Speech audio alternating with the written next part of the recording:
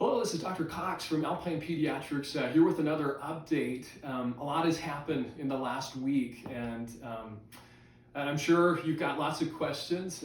So in addition to having a worldwide pandemic, we had an earthquake on Wednesday, and then it snows on the first day of spring. So that's a pretty rough week. So if you're feeling a little bit run down, yeah, I get that. You definitely get that, but it's going to be okay. And I'm here today just to explain a little bit to you about why we've had so many changes in the course of the last couple of weeks regarding school closures and also regarding social distancing. So those are two new things that have come about just in the last couple of weeks.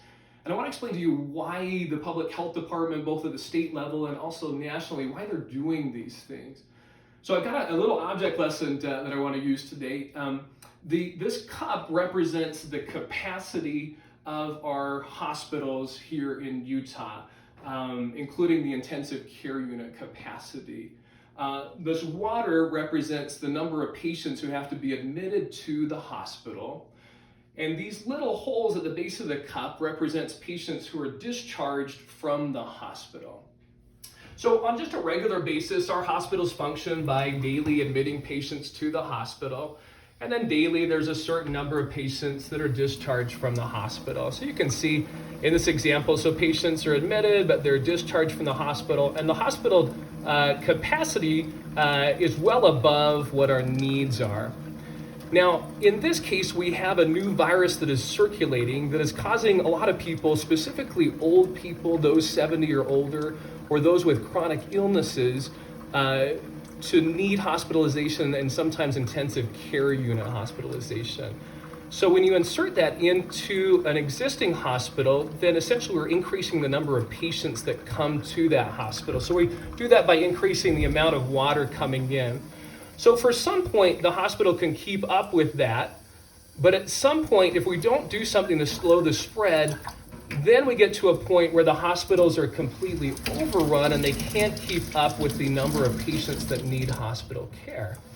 So what has been done is actually trying to decrease the risk of spread to those who are most vulnerable, specifically those 70 or over and those with chronic underlying conditions.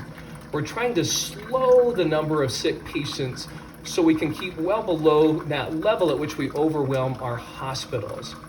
So what does that mean for you and for your family? So as I mentioned on previous videos, your kids are safe. It looks like this virus doesn't seem to cause severe illness in children.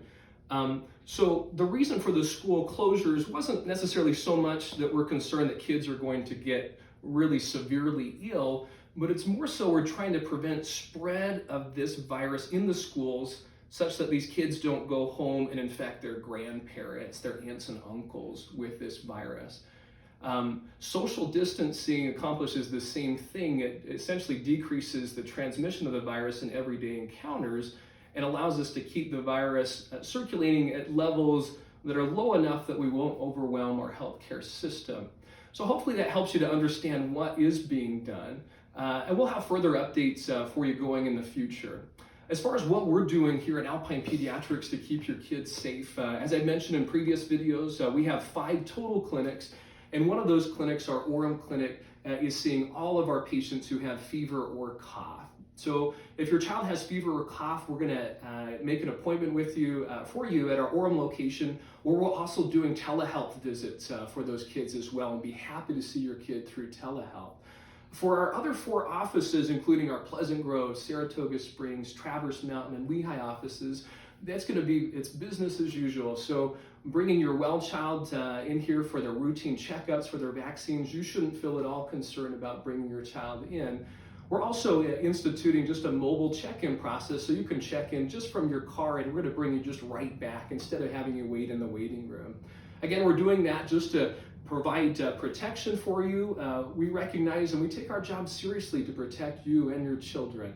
We're here for you. If you have questions, please let us know, and we're answering those questions on our social media pages too. So please look for any updates there as well, and we'll continue to provide updates by video. Thank you.